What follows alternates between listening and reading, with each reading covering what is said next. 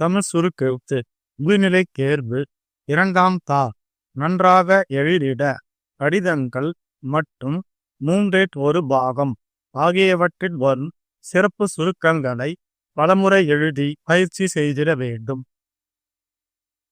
மே 1980 பத்திரிகை விளம்பரம். சிறப்பு சுருக்கங்கள்: தமிழ்நாடு உணவுப் பொருள், பணியாற்ற, உட்பட்டும், தேறியவர்கள் ஆகவும், விண்ணப்பிக்கலாம், எந்த பகுதியிலும், விருப்பமுள்ளவர்கள் ஆகவும், முன்பணம் இருக்க வேண்டும், மாத ஊதியமும் பயணப்படியும் என்ற முகவரிக்கு தேதிக்குள் விளம்பரம் தயாரிக்க.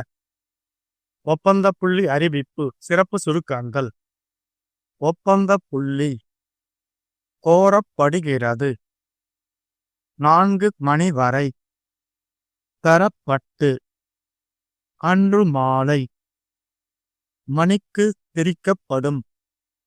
விவரங்களுக்கு ஒப்பந்த புள்ளி அறிவிப்பு தயாரிக்க. வணிகமுறை கடிதம். சிறப்பு சுருக்கங்கள்: உத்திரவாதத்துடன் அஞ்சல் மூலம் இக்கடிதம் அனுப்பி வைக்கவும். எளிதும் கடிதம் தயாரிக்க. பத்திரிகை குறிப்பு. சிறப்பு சுருக்கங்கள்: திடீரென்று, மாண்டனர், காயமுற்றனர், காயமுற்றவர்கள், மருத்துவமனையில் சிகிச்சைக்காக சேர்க்கப்பட்டனர், நிலைமை கவலைக்கிடம், காவல்துறை. பத்திரிகை குறிப்பு வரைக. மனு. சிறப்பு சுருக்கங்கள்: திருச்சி மாவட்டம் அல்லல்பட்டு மாவட்ட ஆட்சியருக்கும் தெரிவித்தும் மேற்கொள்ளப்படவில்லை. கொண்டு வந்து மனு ஒன்று வரைக. 1/3 பாகம். சிறப்பு சுருக்கங்கள்: தமிழ்நாடு கூட்டு அவையில் மேதகு ஆளுநர் அவர்கள் ஆற்றிய உரை. சட்டமன்ற உறுப்பினர்களே, உங்கள் அனைவரையும் பெருமகிழ்ச்சியுடன் உணவு நிலைமையைப் பற்றி ஒரு சில வார்த்தைகள் கூற விரும்புகின்றேன். உணவு நிலைமை தெரிவித்துக் கொள்கிறேன். பெரிய அளவில் சமாளிக்க முடியும்.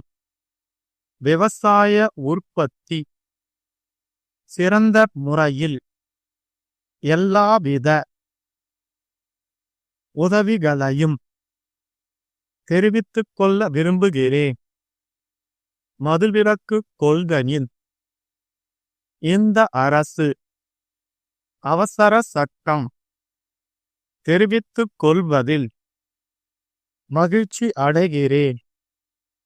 அவசர சட்டத்திற்கு தொழில் வளர்ச்சியிலும் தொழில் வளர்ச்சியின் வாழ்க்கை தரத்தை இந்த அரசுக்கு மக்கள் தொகை, வேலையில்லா திண்டாட்டம், சிறு தொழில், குடிசை தொழில் வளர்ச்சியின் வேலை வாய்ப்பினை சிறு தொழில்கள் வளர்ச்சிக்கு வருகின்றன. 15 seconds. 10 5 seconds. Get ready. Start. 1. Tamil Nadu அமுதம் உணவுப் பொருள் சிறப்பு அங்காடியில் விற்பனையாளர்களாக பணியாற்ற 22 வயதுக்கு உட்பட்டும் 11வது வகுப்பு தேறியவர்களாகவும் உள்ளவர்கள் விண்ணப்பிக்கலாம். தமிழ்நாடு எந்த பகுதியிலும் பணியாற்ற விருப்பம் உள்ளவர்களாகவும் முன்பணம் கட்ட கூடியவர்களாகவும் இருக்க வேண்டும். உணவு பொருள் வழங்கும் கழகத்தின் சட்ட திட்டப்படி மாதர் ஊதியமும் பயணப்படியும் உண்டு. மேலாளர் இயக்குனர் தமிழ்நாடு உணவு பொருள் விநியோகக் கழகம் சென்னை 10 என்ற முகவரிக்கு அடுத்த மாதம் 20ஆம் தேதிக்குள் அனுப்ப விளம்பரம் தயாரிக்க. 2. சென்னை பொது மருத்துவமனையில் உள்ள எலும்பு முறிவு சிகிச்சை பிரிவுக்கான புதிய கட்டிடம் கட்ட ஒப்பந்த புள்ளி மேற்பார்வை பொறியாளரால் கோரப்படுகிறது. கட்டிடத்தின் நீளம் 20 மீட்டர், அகலம் 15 மீட்டர், உயரம் 3 மீட்டர். ஒப்பந்த புள்ளி இம்மாதம் 16ஆம் தேதி 4 மணி வரை பெறப்பட்டு அன்று மாலை 5 மணிக்கு பிரிக்கப்படும்.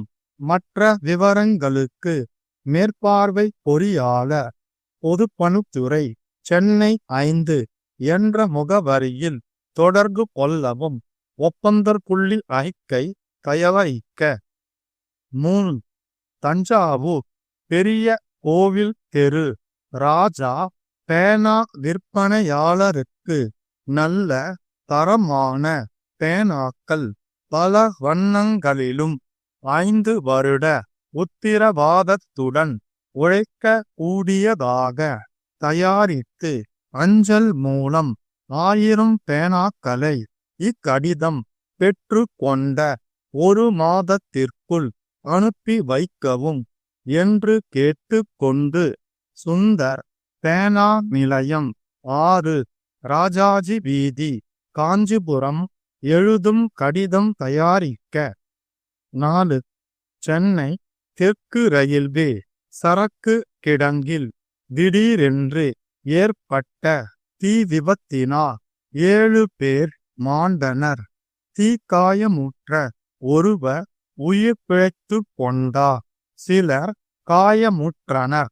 இதில் பெண்கள் இல்லை. காயமுற்றவர்கள் ஸ்டான்லி மருத்துவமனையில் சிகிச்சைக்காக சேர்க்கப்பட்டனர். சிகிச்சை அளிக்கப்பட்டு வரும் ஒருவரின் நிலைமை கவலைக்கிடம். சென்னை காவல்துறை ஆணையாளர் மற்றும் உயர்மட்ட ரயில்வே அதிகாரிகள் நேரில் சென்று விபத்து நடந்த இடத்தை பார்வையிட்டும் உயிரிழந்தவர்களின் குடும்பத்தை சேர்ந்தவர்களுக்கு தக்க உதவி அளிப்பதாயும் கூறினர்.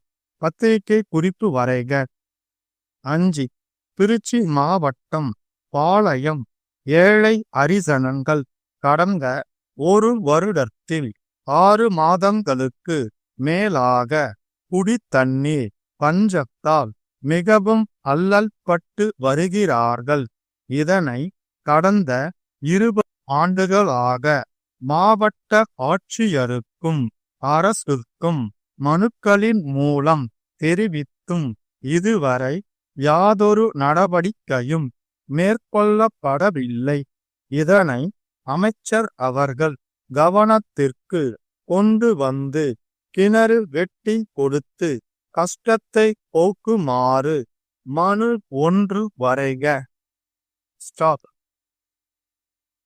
சரியாக 2 நிமிடங்கள் கழித்து 3இல் 1 பாகம் படிக்கப்படும்.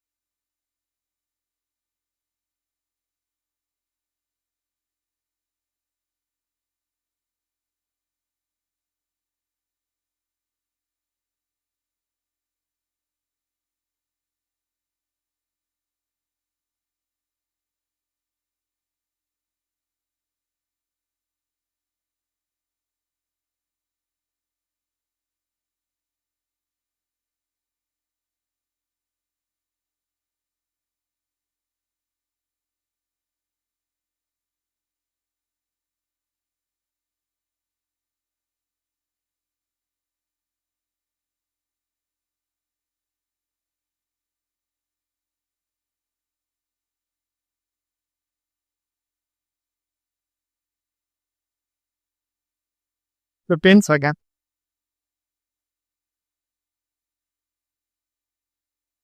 10 seconds.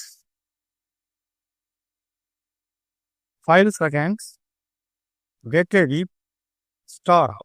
சென்ற பிப்ரவரி 9ஆம் நாளன்று தமிழ்நாடு சட்டமன்ற கூட்டு அவையில் மேதகு ஆளுநர் அவர்கள் ஆற்றிய உரை. மேன்மை தங்கிய சட்டமன்ற உறுப்பினர்களே, சட்டமன்றத்தின் இணைந்த கூட்டத்திற்கு வந்துள்ள உங்கள் அனைவரையும் பெருமகிழ்ச்சியுடன் வரவேற்கின்றேன். முதலில் நமது மாநிலத்தின் உணவு நிலைமையை பற்றி ஒரு சில வார்த்தைகள் கூற விரும்புகின்றேன். பொதுவாக உணவு நிலைமை திருப்திகரமாக இருக்கிறது என்பதை மகிழ்ச்சியுடன் தெரிவித்துக் கொள்கிறேன். அரசிடம் பெரிய அளவில் அரிசி கையிருப்பில் உள்ளது. எத்தகைய நிலைமையையும் சமாளிக்க முடியும் என்ற நம்பிக்கை அரசுக்கு இருக்கிறது. சாதகமான பருவ மழையினால் மாநிலத்தின் விவசாய உற்பத்தி சிறந்த முறையில் நடந்து வருகிறது. விவசாயிகளும் நவீன விவசாய முறைகளை கையாண்டும் குறுக்கு விதைகள், சிறந்த பூச்சிக்கொல்லி மருந்துகள் மற்றும் ரசாயன உரங்கள் ஆகியவைகளை பயன்படுத்தி உற்பத்தியை பெருக்குவதில் ஈடுபட்டுள்ளனர். அவர்களுக்கு வேண்டிய எல்லாவித உதவிகளையும் அரசு அளித்து வருகின்றது. இனியும் தொடர்ந்து அளிக்கும் என்பதை தெரிவித்துக் கொள்ள விரும்புகிறேன். மதுவிலக்கு கொள்கையில் அசையாத நம்பிக்கை கொண்டுள்ளது இந்த அரசு என்பதை மன்ற உறுப்பினர்களாகிய நீங்கள் நன்கு அறிவீர்கள். நாடும் நன்கு அறியும். அக்கொள்கையை தீவிரமாக செயல்படுத்த அண்மையில் அவசர சட்டம் ஒன்றை அரசு பிறப்பித்துள்ளது. பல்வேறு மதுவிலக்கு குற்றங்களுக்கு மிக கடுமையான தண்டனை அளிக்க இந்த அவசர சட்டம் வகை செய்கின்றது. கள்ள சாராயத்தின் விளைவாக உயிரிழப்பு நேரிட்டால் அதற்கு காரணமானவர்களுக்கு ஆயுள் தண்டனை வழங்கவும் இந்த அவசர சட்டம் வகை செய்கிறது. எதிர்பார்த்த பலனையும் இந்த அவசர சட்டம் அளித்துள்ளது என்பதை தெரிவித்துக் கொள்வதில் மகிழ்ச்சி அடைகிறேன். மன்ற உறுப்பினர்கள் இந்த அவசர சட்டத்திற்கு ஆதரவு அளிப்பார்கள் என்று நம்புகிறேன். மதுவிலக்கு கொள்கையை நன்கு செயல்படுத்த காவல்துறையை சீரமைக்கவும் பலப்படுத்தவும் அரசு நடவடிக்கை எடுத்து வருகின்றது. அடுத்து தொழில் வளர்ச்சியிலும் இந்த அரசு தீவிர கவனம் செலுத்தி வருகிறது. நமது நாடு விவசாய நாடாக இருப்பினும் தொழில் வளர்ச்சியின் மூலமாகத்தான் மக்களின் வாழ்க்கை தரத்தை விரைவில் கணிசமான அளவுக்கு உயர்த்த இயலும் என்னும் கொள்கையில் இந்த அரசுக்கு மிகுந்த நம்பிக்கை உண்டு. மக்கள் தொகை மிகுந்தும் வேலையில்லா திண்டாட்டம் கடுமையாகவும் உள்ள நமது நாட்டில் சிறு தொழில் மற்றும் குடிசை தொழில் வளர்ச்சியின் மூலமாகத்தான் அதிக மக்களுக்கு வேலை வாய்ப்பினை அளிக்க இயலும். ஆகவே குடிசை தொழில் மற்றும் சிறு தொழில்கள் வளர்ச்சிக்கு இந்த அரசு அதிக முக்கியத்துவம் அளித்து அதற்கான நடவடிக்கைகளை எடுத்து வருகிறது. சிறு தொழில் வளர்ச்சிக்கு முக்கியத்துவம் கொடுப்பதால் பெரிய தொழில்கள் தேவையில்லை என்று பொருள் அல்ல. பெரிய தொழில்கள் அமைக்க எங்கெங்கு வசதியும் வாய்ப்பும் உள்ளனவோ அங்கெல்லாம் அவைகள் ஆரம்பிக்கப்பட்டு வருகின்றன என்பதையும் தெரிவித்துக் கொள்ள விரும்புகின்றேன். Stop.